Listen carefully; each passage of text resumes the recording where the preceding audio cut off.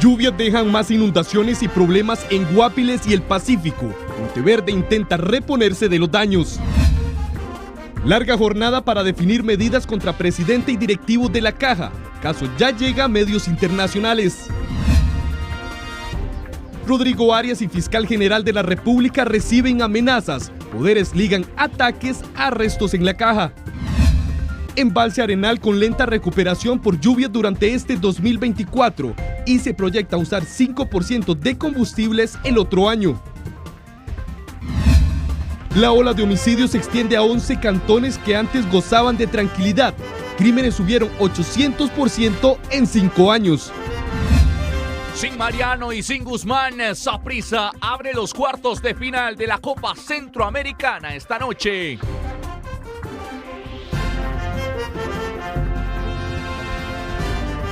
¿Qué tal? Buenas noches, muchísimas gracias por acompañarnos como siempre a esta hora. Les saluda Yenane Villanueva.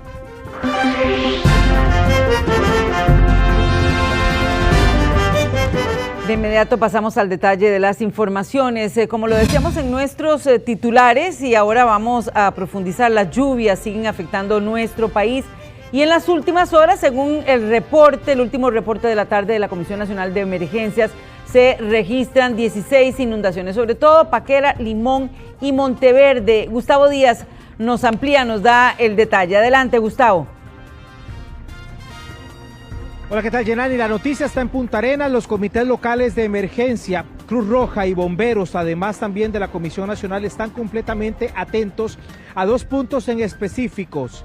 Justamente el sector de la península, pero también la zona montañosa de Monteverde. Vamos a hacer un repaso por las últimas incidencias que se han venido presentando.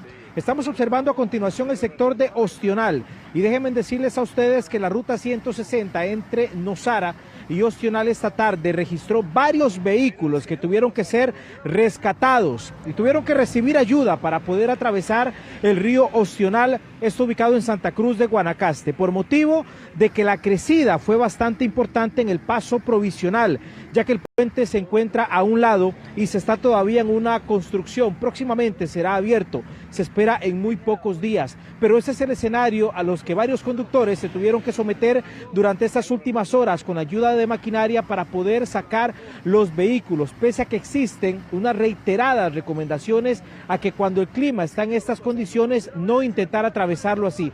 Vamos a escuchar a continuación a uno de los afectados justamente allí. Nos alegra mucho que ya está terminado el puente, ya es poco lo que falta y ya vamos a inaugurarlo.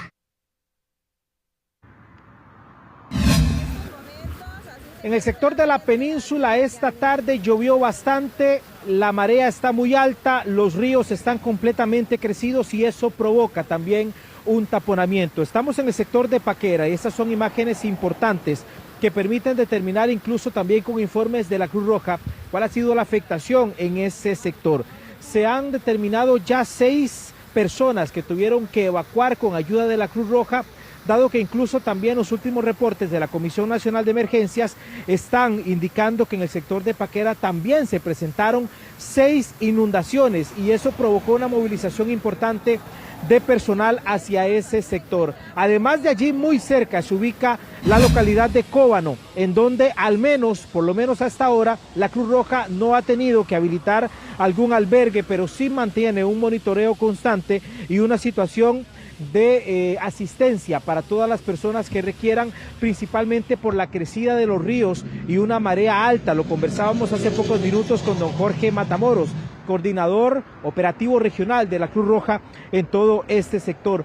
Por eso es muy importante la supervisión que están existiendo en esas regiones que han sido golpeadas y que mantienen un suelo bastante saturado durante los últimos días, porque además de esto, zonas muy cercanas como Jicaral también se vieron afectadas con esta gran cantidad de lluvias. Vamos a dar paso, además de esto, a otra situación importante que se ha generado propiamente en el Caribe de nuestro país. Con esto tuvieron que sortear los conductores en la ruta 32 y vamos a ir haciendo el paso por varios puntos de los cantones que después del Surquí comienzan a generar también una serie de inundaciones sobre la ruta 32 y la carretera que está en pleno desarrollo de construcción.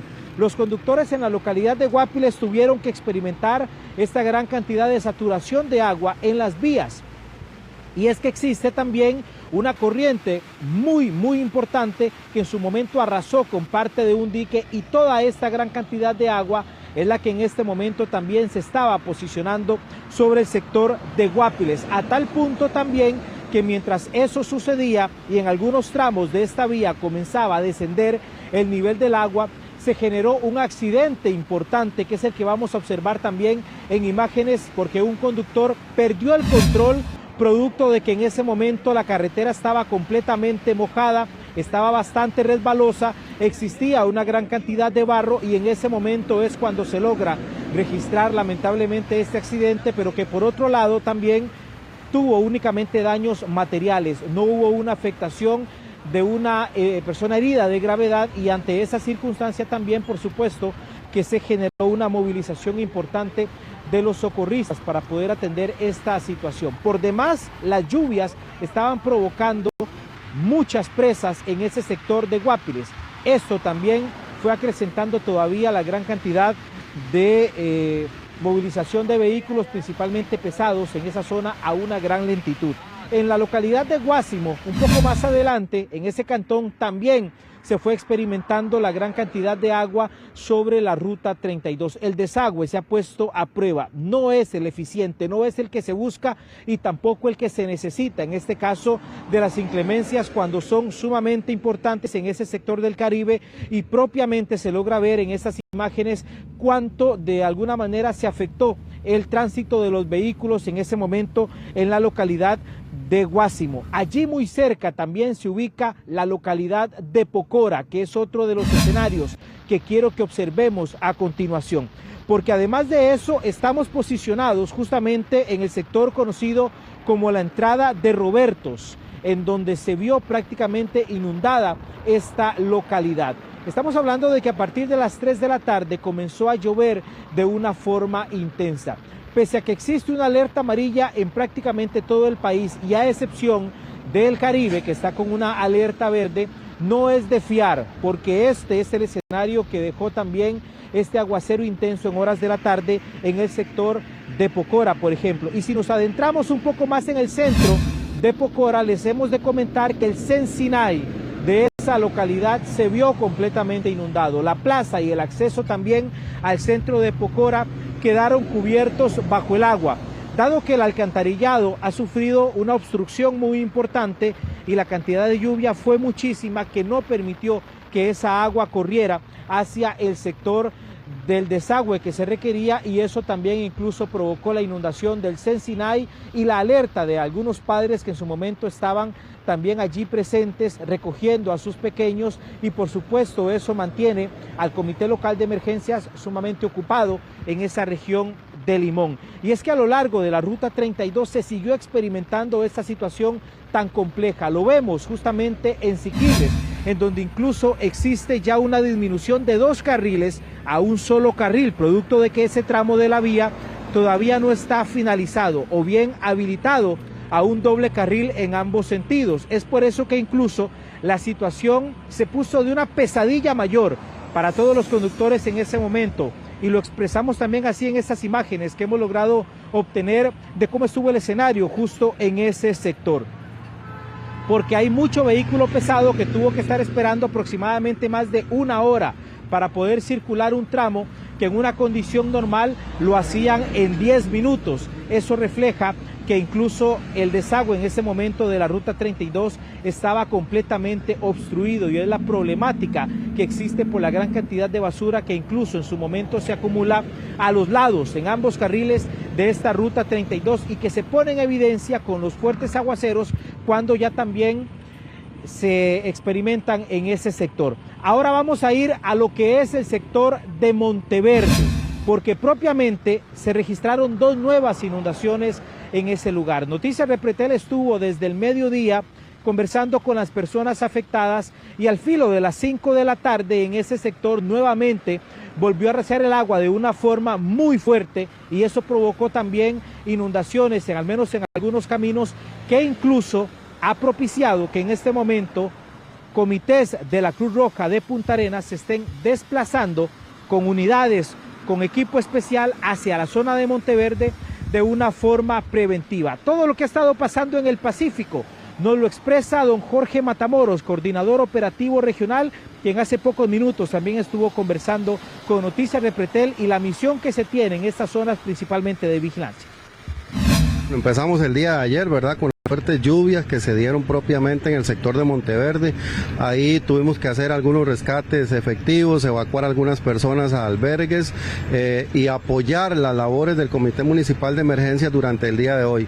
Esta tarde nos han informado que se intensifica la lluvia en el sector de Monteverde, como también se están dando ya algunos problemas en el sector de la península, propiamente en Paquera.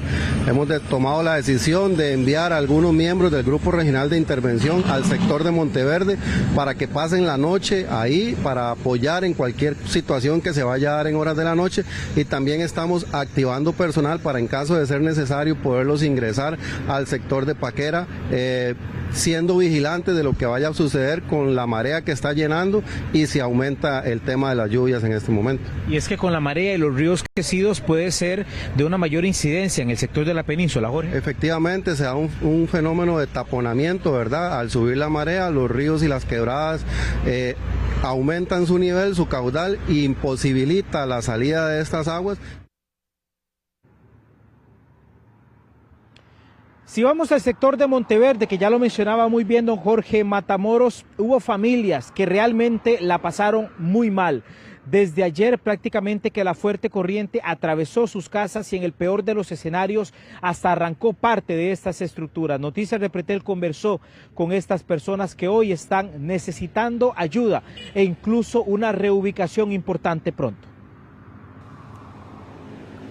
Los estragos de 2 cabezas de agua dejó daños principalmente en ese sector que comunica Santa Elena con la reserva Monteverde.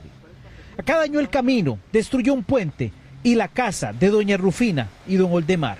Sintieron que se los llevaba la corriente. Y cuando oí que alguien me pega un grito, vuelvo a ver, ya yo tenía el agua aquí. Y entonces pegué brinco a la pila arriba y me trepé y me senté en la ventana y le digo, aquí me quedo, que aquí no me muevo, porque por detrás había agua y por de frente había agua. Entonces yo dije, aquí me quedo. Él me gritaba de largo, yo no voy a bajarme de aquí. Pues un muchacho me dijo, bájese. Lo que yo me fui a bajar, me caí. Y caí en la laguna de agua que había, porque el agua llegó de golpe y se devolvió para atrás y me llevó. Esa es la segunda vez que las fuertes corrientes arrebatan las pertenencias de esta pareja. Entonces yo, donde vi un montón de agua, lo que hice fue levantarla y la subí a la pila. Le digo, hay una ventanita, tírese por el vecino. Pero cuando ella sube la ventanita, el río cruzó aquí para atrás y dobló para allá, entonces los estaba atajando al otro lado. En eso oigo un grito, que una muchacha que llegó a los baños con el novio, y le digo, échasela al hombre, y se la regaló se la dio al muchacho Cruz Roja que llegó a ese instante, la sacó por este muro. Por necesidad o herencia vivimos cerca de ríos o quebradas, entender que debemos de aceptar tal vez y tomar las decisiones del caso, y pues si hay que moverse, ¿verdad? Pero es un problema nacional, no es solo de Monteverde. Monteverde en las últimas horas registró varios incidentes por inundaciones que atiende el Comité Local de Emergencias. Así lo confirmó el alcalde de Monteverde. Relativamente tenemos buen acceso a la comunidad, las actividades turísticas además se mantienen. Las afectaciones fueron muy puntuales pero bastante importantes, como el caso particular donde nos encontramos, en la ruta 620, que tuvimos la pérdida del puente peatonal que se encontraba en el sitio y daños importantes de este paso de alcantarillado que posiblemente va a haber que reforzar y mejorar la calzada de forma importante. Se habilitó un albergue para 7 personas en Santa Elena. Trabajan en la rehabilitación de los caminos en la comunidad de San Luis, mientras que la ruta entre Monteverde y Tilarán está cerrada. Otra quebrada también causó estragos. Estos propiamente en la casa de don Macari, que destruyó todos los bienes a su paso. Y lo principal fue que los agarró la casa totalmente y se metió por el río y por todos lados. Sí. Don Macario, ¿esa quebrada nunca había hecho un daño semejante? No. Para mí fue primera vez que he visto una cosa de esa. Sí, y tenemos bastante tiempo de estar aquí. Otras 3 viviendas también se afectaron. Y eso era un río aquí, completamente. La quebrada, ¿nunca había experimentado una situación así? ¿Qué fue lo que ocurrió? No, cuando Nate, hace algunos años, pero no fue así como pasó ahora. La saturación de los suelos volvió a registrar 2 inundaciones más en los últimos minutos. Tremendo susto tuvieron que pasar también algunos alumnos de primaria, esto en el sector de Upala. Vamos a hacer de inmediato el repaso por estas imágenes porque los alumnos de la escuela en Upala, por fuertes ráfagas, tuvieron que evacuar ese centro educativo. Los estudiantes de la escuela El Pilón, que tuvieron que ser trasladados debido a que los vientos incluso comenzaron a dañar el techo del centro educativo, provocando algunos daños importantes que incluso el día de mañana va a estar trabajándose en el sitio y por eso también es muy probable que no haya lecciones para estos estudiantes, porque incluso durante las últimas horas los vientos aumentaron en esa zona y se recomienda además a los vecinos de esa localidad tomar muchísimas precauciones. Pero con la caída de lluvia, por supuesto que el caudal de algunos ríos, cataratas también, fue muy importante. La catarata de La Paz. Estas son imágenes de hace algunas horas. Esta catarata que se ubica entre el sector de Barablanca y Cinchona propiamente fue registrada así, con estas imágenes, y los dejamos también con el sonido ambiente al momento del descenso del agua con gran violencia, con gran fuerza, hasta muy cerca de donde está el puente Bailey y en donde también transitan los vehículos.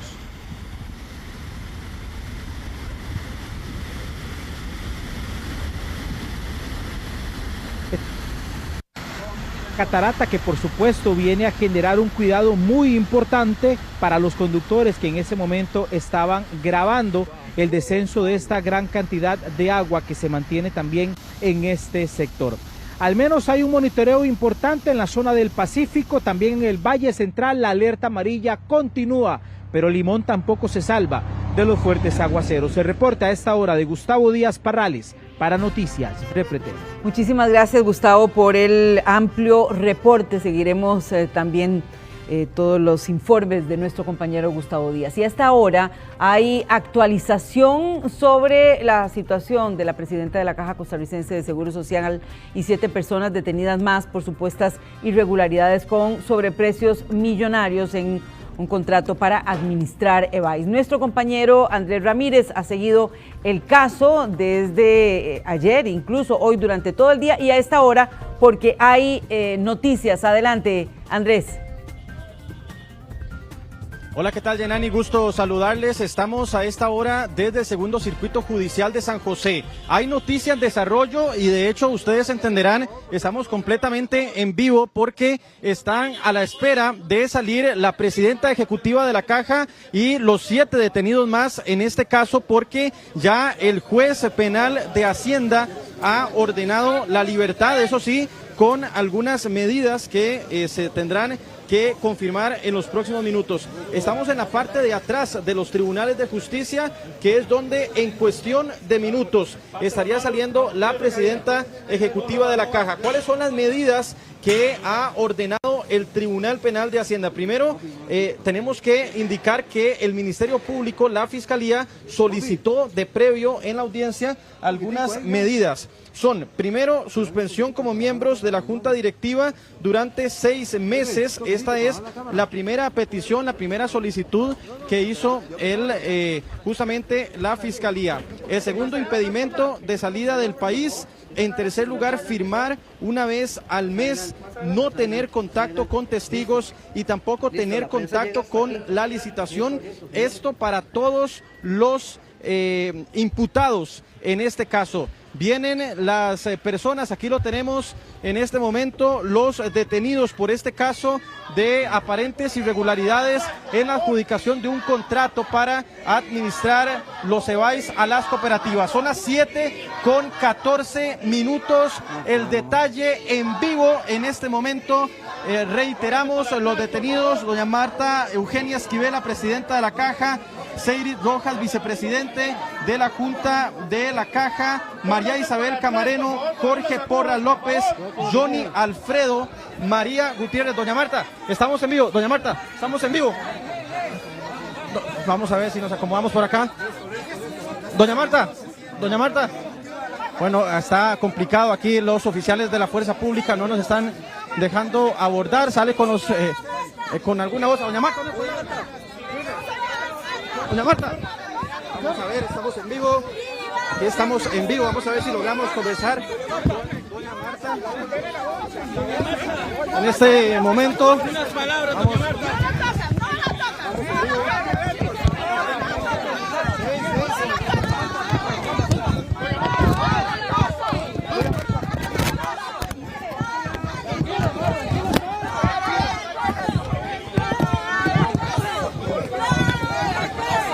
Bueno, aquí seguimos en vivo. Hay algunos jalonazos acá que nos están dando también.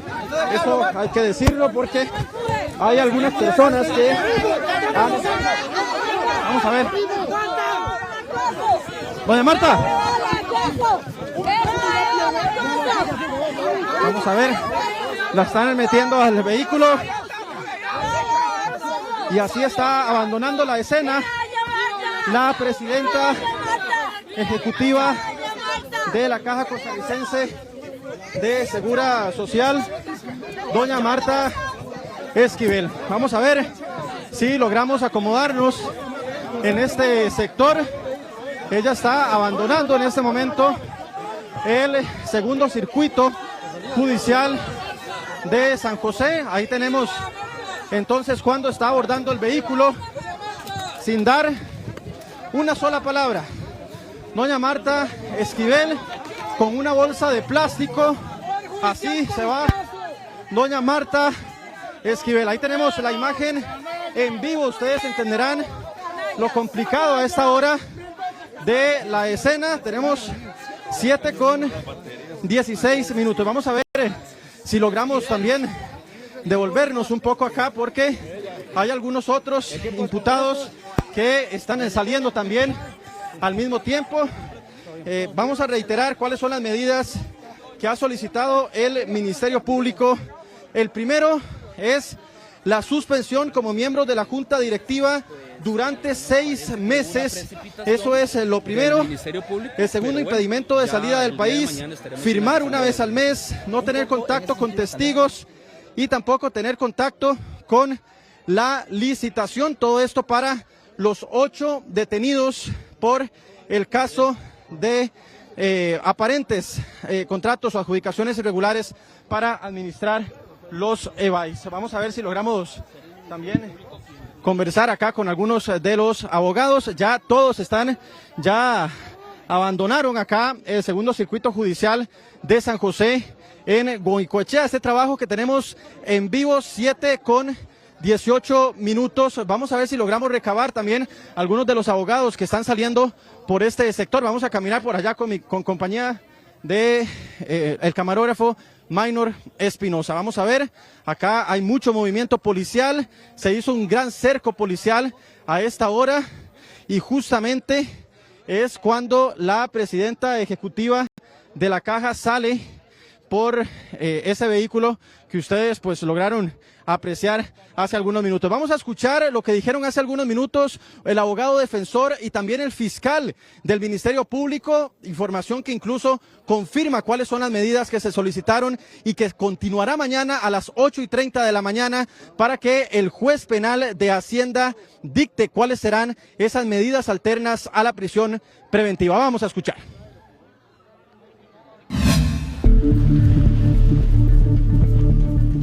Directivos y exdirectivos de la Caja pasaron un poco incómodos durmiendo en la misma celda, según confirmaron algunos de sus abogados defensores a Noticias Repretel. La expresidenta de la Caja, quien ingresó ayer en este vehículo de detenidos del OIJ, también fue llevada con los otros acusados.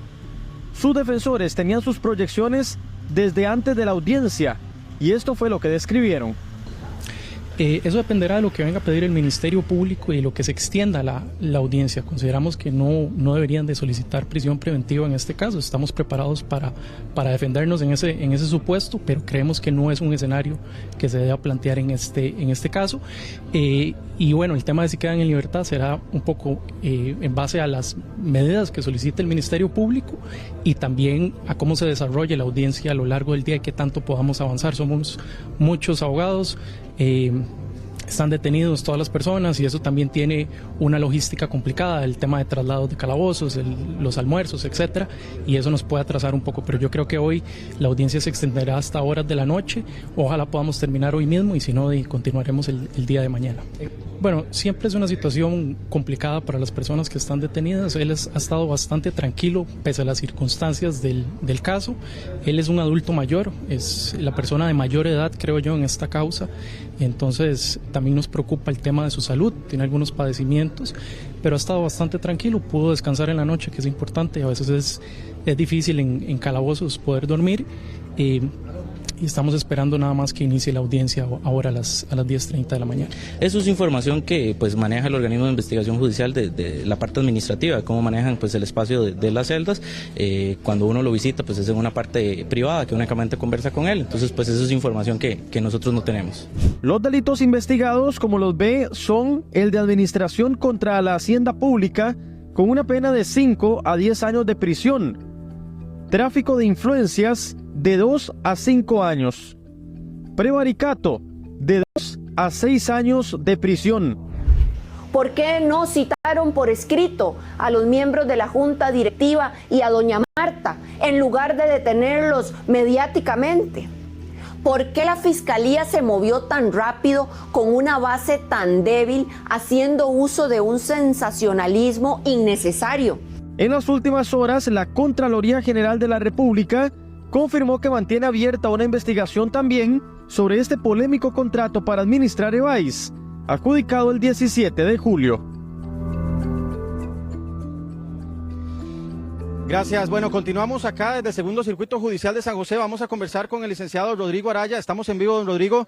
Bueno, una salida un poco estrepitosa y al final queda para mañana 8:30 confirmar el dato. Sí, efectivamente, mañana la audiencia continúa 8:30 de la mañana. Los imputados todos quedaron en libertad. El juez indicó que, dado que el Ministerio Público no había solicitado prisión preventiva, sino medidas cautelares alternativas, entonces no tenía ningún sentido que se mantuvieran presos, pero efectivamente fueron citados para que continuemos ahora con los defensores. Vamos, en el caso concreto, como defensor de don Jorge Porras, le vamos a solicitar al juez que ni siquiera acoja estas medidas, que don Jorge quede sin medidas cautelares al tener una participación muy tangencial en estos hechos y adicionalmente esperar ya que el juez resuelva. Hoy se ha dado una solicitud del Ministerio Público, pero es el juez penal quien mañana tiene que tomar la decisión final. Licenciado, la solicitud que hace la Fiscalía de suspenderlos de sus cargos, evidentemente a quienes están activos en la caja, ¿va para todos, incluyendo la presidenta ejecutiva? Sí, esta suspensión que ha pedido la Fiscalía va para todos los directivos que están vigentes en este momento.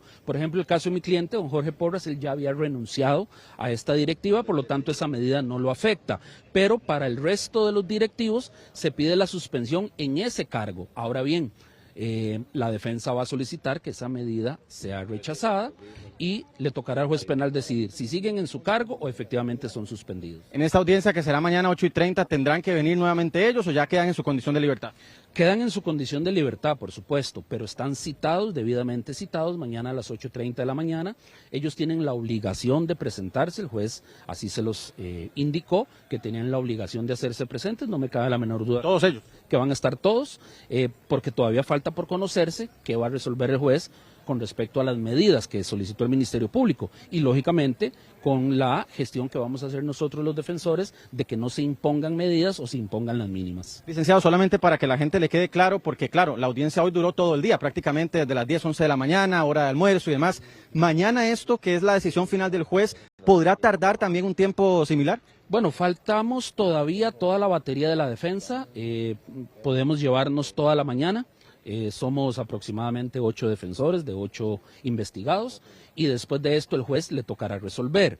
El juez puede tomarse el tiempo que él estime conveniente, esperemos que la resolución esté el día de mañana o bien para el día jueves a más tardar. Sin embargo, la audiencia puede finalizar ya mañana perfectamente al mediodía y el juez tomarse el tiempo que él requiera. Volveríamos a ser citados para conocer el resultado final, porque hay que recordar que inclusive de lo que resuelva el juez penal, esto tiene recurso de apelación. Entonces, bueno, falta la fase final. Lo importante para nosotros ya es que quedan en libertad, recobran su libertad y vamos a continuar lógicamente mañana la audiencia. Licenciado, muchas gracias. Con mucho gusto para servirles. Licenciado Rodrigo Araya es uno de los abogados defensores de uno de los imputados. En este caso vamos a mostrar nada más la salida. Vean ustedes lo aparatoso que significó que salieran los detenidos, los imputados, incluyendo la presidenta ejecutiva de la Caja. Y bueno, ya ahora sí, no queda ni un solo oficial aquí en la salida del segundo circuito judicial de San José. Esta es la parte de atrás, que es donde regularmente salen los imputados cuando terminan las audiencias. Este caso ha tenido repercusiones importantes, incluso a nivel internacional, y hay, por ejemplo, algunos sindicatos del sector salud y también incluso un expresidente ejecutivo de la Caja que comparan todo esto con lo que pasó en el caso Caja Fischel en los 90. Lo vemos.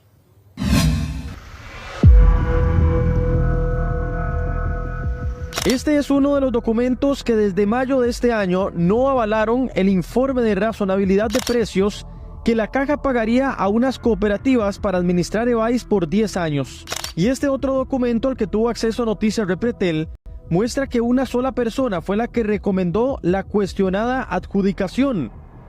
Fue la gerente general quien firmó ese documento unos días antes de que finalmente fuera aprobado por la Junta. Un contrato por 10 años que elevaría montos anuales de unos 30.000 millones de colones a unos 50.000 millones. En el expediente judicial se habla de un sobreprecio de 170.000 millones al cabo de esos 10 años. Con ese dinero que se pagaría de más, alcanzaría para construir unos 80 EVAIS o un hospital nuevo. El caso fue denunciado penalmente por algunos sindicatos desde agosto. Un problema serio, ¿verdad?, de ese clientelismo, de ese tráfico de influencias, colocando prácticamente un cartel a la medida. El polémico contrato fue aprobado un sábado, día que normalmente no sesiona la Junta. Y esto mismo señala el antecesor de Marta Esquivel en esta misma administración. Parece ser que ignoraron todos los criterios técnicos que decían declare infructuosa esta adjudicación. Y va de nuevo. Ignoraron eso, se agarraron del criterio de una sola funcionaria que redactó o por lo menos no sé si lo redactó, que firmó ella sola un estudio diciendo si se puede adjudicar, y de ese se agarraron para adjudicar, con una cosa que además, habiendo estado ahí, me pareció bastante inusual. La Caja siempre sesiona jueves ordinario y si urge mucho algo, sesiona lunes extraordinario. Lo que entiendo es que esta adjudicación se hizo un sábado. Los denunciantes califican el caso como el de Caja Fischel de los 90s. El caso de Caja Fischel significó un poquito más de 5.000 millones de colones con esa contratación de aquellos equipos que no tenían el respaldo técnico, y prácticamente estamos hablando de entre 5.000 a 6.000 millones de colones. Cuando uno analiza este contrato, que a lo largo del tiempo significarán 200.000 millones de colones, por supuesto que es muchísimo dinero, una afectación increíble a la institución, y que son los elementos que ha encontrado el Ministerio Público precisamente para hacer todos esos allanamientos y presuntos actos de corrupción. Pero entonces uno va viendo un patrón donde todo el que podía decir que no, que se sentía con la autoridad de decir no, esto no es buena idea, lo hicieron a un lado y se quedaron solos con los que dijeron sí, vamos con esto. El tema saltó a medios internacionales. Detienen a 8 directivos de Seguro Social de Costa Rica por supuesta corrupción. Investigación en Seguro Social de Costa Rica por supuesta corrupción. Detienen a directivos del Seguro Social de Costa Rica. De momento, la Junta Directiva no podría sesionar debido a la detención de la mayoría de sus directivos. Bueno, es que señor, usted que nos está viendo en este momento en Noticias de Pretel, hoy ha sido una jornada de mucha tensión desde el punto de vista judicial. Primero, lo que estaba pasando aquí en el segundo circuito judicial de San José, pero además una amenaza de bomba en el Ministerio Público, en la sede central de la Fiscalía, y también amenazas de muerte incluso al presidente legislativo Rodrigo Arias. Vamos a verlo. Primero fue cerca del mediodía cuando se dio una amenaza de bomba en la Fiscalía General de la República. Esto obligó a la evacuación de las instalaciones mientras expertos realizaban una exhaustiva revisión del edificio que alberga el Ministerio Público.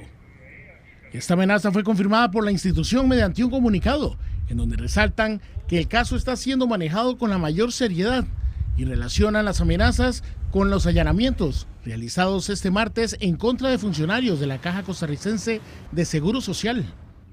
El Ministerio Público repudia este tipo de actos sin precedentes suscitados un día después de los 28 allanamientos y detenciones ejecutados dentro de un caso de presunta corrupción pública. El fiscal general Carlos Díaz, quien se encuentra fuera del país, ha reiterado ninguna amenaza evitará que el Ministerio Público continúe de manera inclaudicable haciendo el trabajo que la ley le ha encomendado. El jerarca señala la importancia de moderar discursos que descalifiquen innecesariamente las acciones de la Administración de Justicia. La ministra de la Presidencia, Laura Fernández, dijo que los allanamientos sobre la Caja fueron una clara amenaza de la Fiscalía para el gobierno y un abuso de poder. Pero minutos después salió a la luz un video en donde amenazaban también de muerte al presidente del plenario legislativo, Rodrigo Arias, además del fiscal general. Ya estos maes es demasiado, mae. Ya esto es demasiado, mae. Esta vara se va a hacer un aquí en Costa Rica, mae. Ya estos hijueputas hay que volarles plomo, mae. La única manera de quitarlos del poder, mae. Hay que volarles plomo, mae. Hay que matar este poco hijueputas para tener una Costa Rica libre, mae. Ya esto cansa. En el plenario legislativo lamentaron las amenazas y el aumento de la violencia por parte de algunos ciudadanos, señalando el peligro del fanatismo. Es lamentablemente preocupante saber que en Costa Rica hemos llegado a eso. Siempre vamos a señalar y a reprochar de manera vehemente cualquier tipo de discurso de odio. Lo único que los contiene es la justicia. Y la justicia tiene que actuar contra este tipo de personas. Porque si creen que así van a amedrentar a los que no opinamos como ellos, se equivocan. Ahora se maneja la posibilidad de aumentar la seguridad en la Fiscalía y en la Asamblea Legislativa. Pues conversamos con nuestro jefe de seguridad para poner en alerta nuestros protocolos a nivel interno porque no sabíamos en qué situación podíamos enfrentarnos. Ambas amenazas serán investigadas por las autoridades correspondientes.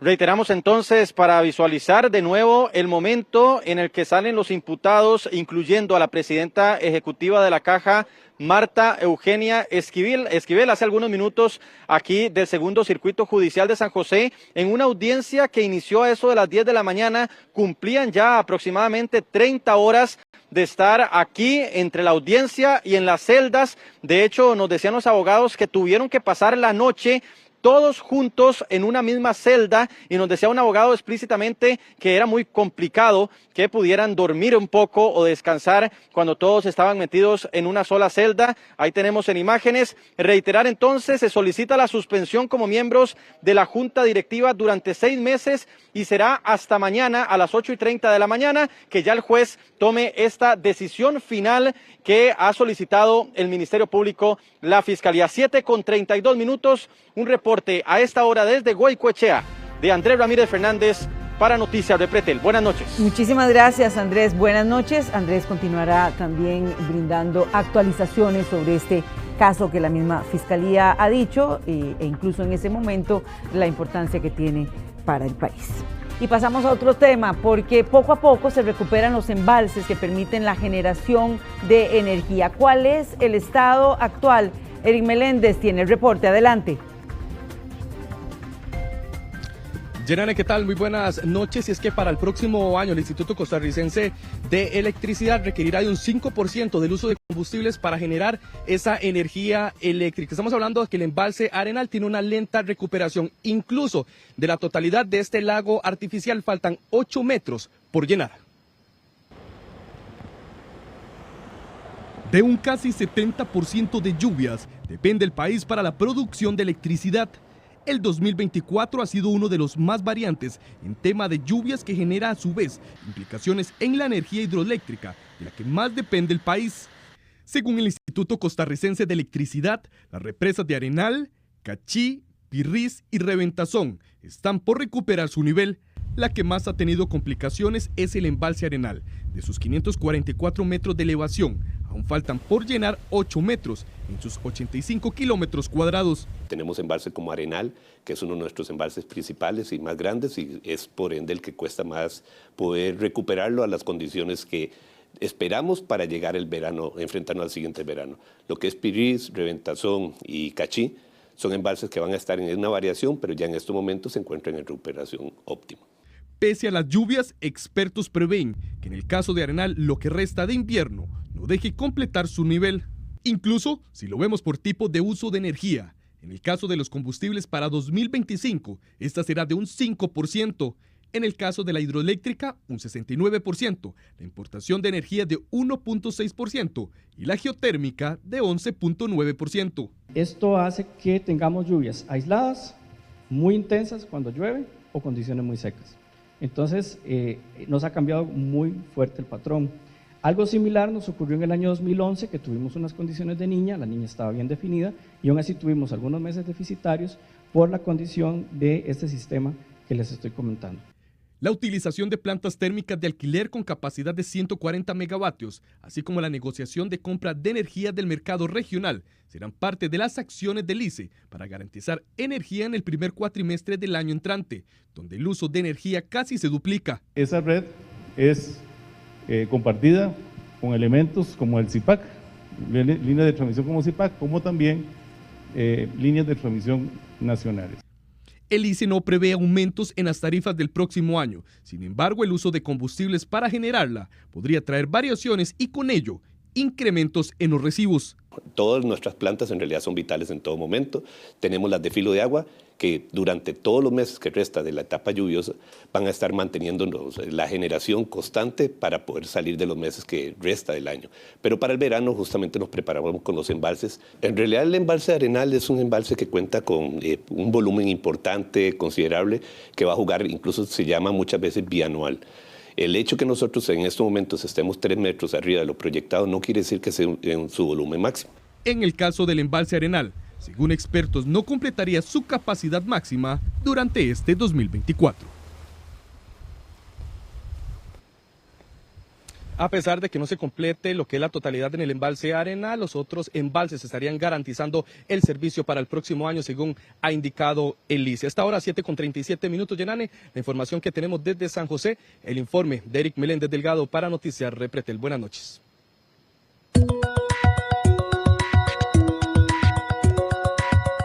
Y en pantalla tenemos los números ganadores de los chances. El primer premio, el número 22 con la serie 534. El segundo premio, el número 39 con la serie 964. Y el tercer premio, el número 56 con la serie 019. Y también tenemos el número duplicador. Es martes, paga 10,000 colones por emisión. Es el número 52 y sigue jugando el acumulado número 1, que ya alcanza 1.800 millones de colones. Y el tiempo vuela porque ya viene el gordo navideño. Vamos a hacer una pausa y regresamos.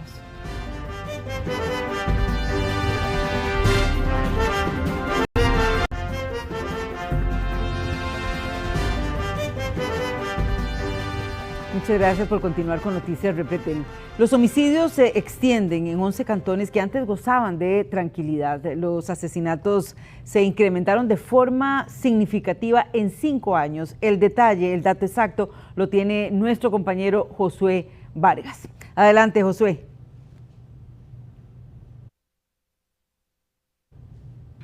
Muy buenas noches. El narcotráfico extiende sus redes en territorio nacional y afecta más zonas que antes se consideraban seguras. Estos territorios ahora son presa de la criminalidad. Veamos las siguientes estadísticas del organismo de investigación judicial. Nos vamos hacia la costa pacífica, justamente en Parrita, en donde el año 2019 se registraron un total de 2 homicidios. Para el 2024 ya se contabilizan 18. Entre estos 5 años hay un incremento del 800% entre ambos cantones. Vamos a irnos ahora hacia Guanacaste, específicamente hacia el cantón de Nicoya, en donde el año 2019 se contabilizaron 2 homicidios. Para el 2024 ya suman 14 asesinatos en ese mismo cantón. Entre 5 años hay un crecimiento del 600%. Son varios los factores que influyen, entre estos la falta de oportunidades, la pobreza y también el ingreso de turistas de alto poder adquisitivo al territorio nacional.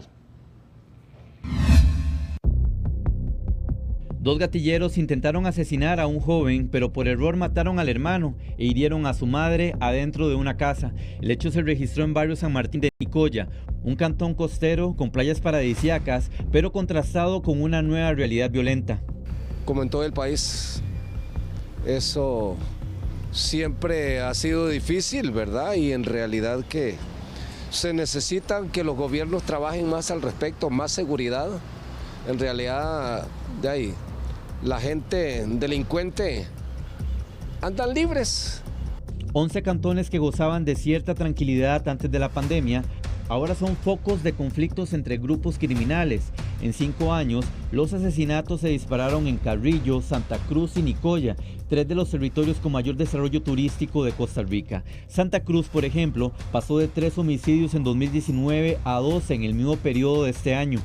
Guanacaste tiene ahorita una conflictualidad muy importante entre grupos de Limón que intentan posesionarse y abarcar un mercado muy atractivo a nivel de criminalidad organizada, y me refiero que es la venta de droga a turistas extranjeros. Punta Arenas es la provincia con un mayor deterioro en los indicadores de homicidios en el último lustro. Los asesinatos crecieron en un 400% en Osa, en un 180% en Quepos, en un 800% en Parrita, en un 225% en Garavito y en un 100% en Esparza.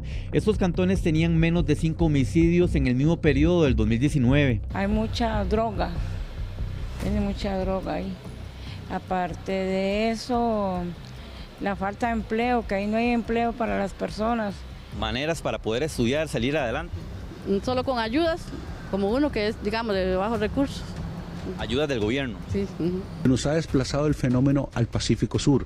Hemos inyectado más de 100 efectivos en el caso de Punta Arenas y la zona de Jacó, y estamos por inyectar un número parecido de efectivos en la zona sur. San Ramón, Heredia y Turrialba no se caracterizaban por aparecer en las noticias por muertes violentas, pero eso cambió en los últimos 5 años.